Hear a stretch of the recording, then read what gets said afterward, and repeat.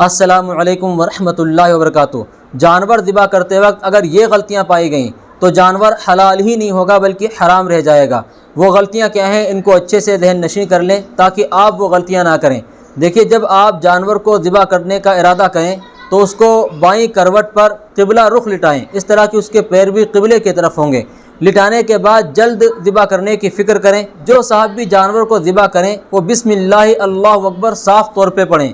عام طور پر دیکھا یہ گیا ہے کہ جو حضرات گوشت وغیرہ کاٹنے کا کام کرتے ہیں، جانور وغیرہ بنانے کا کام کرتے ہیں، تو وہ گٹکا وغیرہ منہ میں رکھے ہوتے ہیں یا پان وغیرہ کھا رہے ہوتے ہیں اور اسی حالت میں جانور کو ذبح کرنے لگتے ہیں، جس کی بنا پر صاف طور پر وہ لوگ بسم اللہ اللہ اکبر پڑھتے ہی نہیں ہیں۔ اگر ایسا کچھ ہے تو جانور حلال نہیں ہوگا، چونکہ یہ جان بوجھ کر غلطی ہو رہی ہے۔ دوسرا مسئلہ یہ ہے کہ بہت سے حضرات بسا اوقات کسی عالم دین سے، کسی قاری صاحب سے یا مسجد کے امام صاحب سے جانور کو ذبح کرواتے ہیں برکت کے لیے۔ اب وہ امام صاحب ابھی جانور کو ذبح کر رہے ہوتے ہیں، درمیان میں ہی دوسرے لوگ بھی چھری پکڑ لیتے ہیں۔ اب جن جن حضرات نے بھی چھری پکڑی ہوتی ہے ان سب پر لازم ہے کہ وہ سب بسم اللہ اللہ اکبر صاف طور پہ پڑھیں۔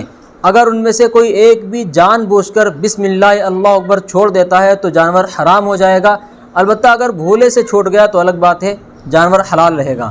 تیسرا مسئلہ یہ ہے کہ جانور میں 4 رگیں کل ہوتی ہیں، ایک حلقوم، ایک مری اور 2 خون کی رگیں ہوتی ہیں۔ اب ان چاروں میں سے اکثر کا کٹ جانا لازم ہے، یا تو اکثر کٹ جائیں یا ساری رگیں کٹ جائیں۔ اگر 2 کٹیں یا چاروں کٹ گئیں لیکن آدھی آدھی رگیں کٹیں تو جانور حلال ہی نہیں ہوگا، حرام رہ جائے گا۔ بڑے جانور میں 7 حصے دار ہوتے ہیں، اب ہر ایک حصے دار کی نیت کا خالص ہونا ضروری ہے۔ اگر ان میں سے کسی ایک کی نیت بھی صرف گوشت کھانے کی ہوئی، ثواب کی نیت نہ ہوئی، تو پھر کسی کی بھی قربانی درست نہیں ہوگی۔ اس لیے خاص طور پر حصے داروں کو شامل کرتے وقت اس کا خیال رکھا کریں کہ ہر ایک کی نیت خالص ہونی چاہیے۔